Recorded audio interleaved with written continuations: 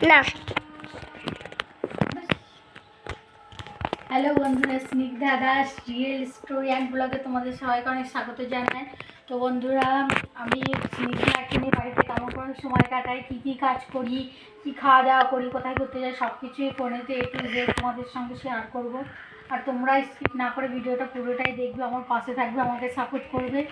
আর কোনো যদি ভুল ত্রুটি হয়ে থাকে কমেন্ট করে জানাবে। তো দেখো বন্ধুরা, আজকে নীলষষ্ঠী, সবাইকে প্রথমে নীলষষ্ঠীর অনেক অনেক শুভেচ্ছা ও ভালোবাসা জানাই। আজকে দেখো নীলষষ্ঠীর দিন আমি বাড়িতে কত কাজ করছি। দেখো উপোস করেছি, উপোস করে তো ঠাকুরকে পুজো দেবো, তারপরে সব কিছু খাওয়া দাওয়ার পর্ব চলবে। নিরামিষ হবে, আর আজকে ভাত ফাত আমি কিচ্ছু খাবো না। দেখো কাজ করবো, পুরো ঘরটা একা মুছবো। প্রথমে ঘর মুছবো,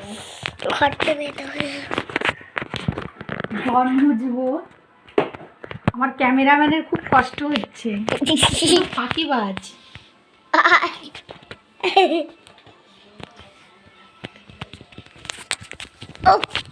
বিছানায় উঠে যেতাম।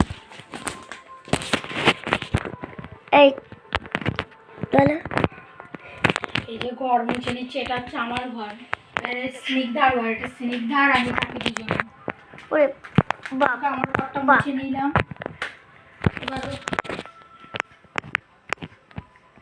দাঁড়াও দাঁড়াও দাঁড়াও দাঁড়াও দাঁড়াও।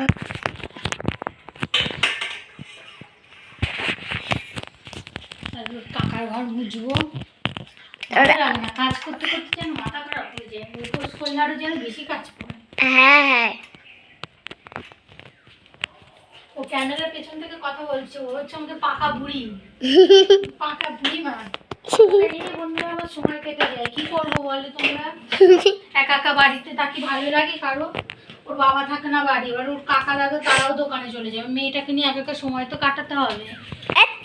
নিচে নামলে কেন? খাটের নিচে মুছতে হবে না?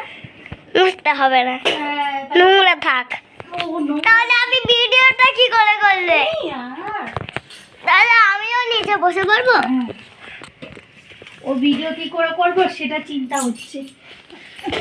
বাবা, আমি যে কষ্ট করছি আমার আর কোনো দাম নেই ওর কাছে।